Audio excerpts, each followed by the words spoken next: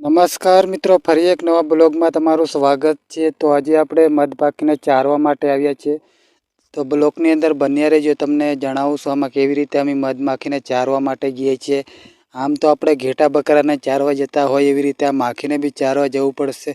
ઘણા ખરા એ જાણતા બી હશે ને ઘણા ખરા નહીં બી જાણતા હશે કે મધમાખીને તો ચારવા માટે તો કેવી રીતે એને ચારતા હશે, એને તો પકડીને લઈ જવાતી નથી। તો આ બ્લોગની અંદર હું તમને પૂરેપૂરી માહિતી આપી દઉં છું, તો બ્લોગને એન્ડ સુધી જરૂર જોજો। અત્યારે હું બી આ ખેતરની અંદર આવેલો છું, તમે આજુબાજુનો નજારો જોઈ શકો છો। આજુબાજુ બધો સુવા રાયડો ને એ બધું કરેલું છે, એની અંદર માખી છે। અત્યારે હું તમને બતાવી દઉં છું। આમ તો એને પકડીને તો ચારવા માટે જવાતું નથી, પણ એ માખી અમારી પેટીઓ મૂકેલી છે ત્યાંથી અહીંયા આગળ એ ઉડીને આવે છે, અને ઉડીને આવ્યા પછી ત્યાં આની અંદર જે ફૂલો આવેલા છે એ ફૂલોમાંથી તે રસ લેવા માટે આવે છે, તો હું તમને બતાવી દઉં છું।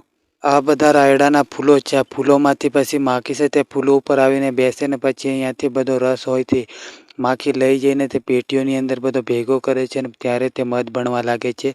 આમ તો માખીને ચારવા માટે તો અવાતું નથી, પણ આવી રીતે આ માખી છે તે કામ કર્યા રાખે આખો દિવસ। મિત્રો આવી રીતે આ મધમાખી છે તેને ચારવા માટે અમે જઈએ છીએ। ચારવા તો જવા પડતું નથી, પણ એના ફૂલો છે એની અંદર તે રસ લેવા માટે આવે છે। ત્યારે હું અહીંયા બાજુ ફરવા માટે આવેલો, તો મેં કીધું એકાદ બ્લોગ બી બનાવેલું, તમને બી જોવાની મજા આવી જાય। કેમ કે આમ તો મધમાખીને ચારવા માટે જવા પડતું ના હોય, પણ એ તો એની જાતે રસ આવીને લઈ જાય છે। તમે આજુબાજુ આ બધા ફૂલો છે, ફૂલોની અંદર આવે છે, અને અહીંયા અમારી પેટીઓ બી તમે જોઈ શકો છો, ત્યાં ગાડી મૂકેલી છે। અહીંયા તમે પાછળ જોઈ શકો છો આ નરિયાળી છે, નરિયાળીની સાથે સાથે બધી બોક્સ મૂકેલા છે, એમાંથી પેટીમાંથી માખી નીકળે છે। નીકળીને પછી અહીંયા આટલા દૂરમાં, આમ તો વધારે તો દૂર નથી, અડધા કિલોમીટર જેટલું છે। તમે પાછળ પેલા જે રાયડાના ફૂલો જોઈ રહ્યા છો એ ફૂલોની અંદર તે રસ લેવા માટે જાય છે, અને ત્યાંથી બધો રસ લાવીને આની અંદર તે રાખવામાં આવે છે પેટીઓની અંદર, અને તેમાંથી પછી બંધ બનવા લાગે છે। અહીંયા આપણે બ્લોગ બહુ લાંબો કરતા નથી, ફરી પાછા નવા બ્લોગની અંદર મળીશું।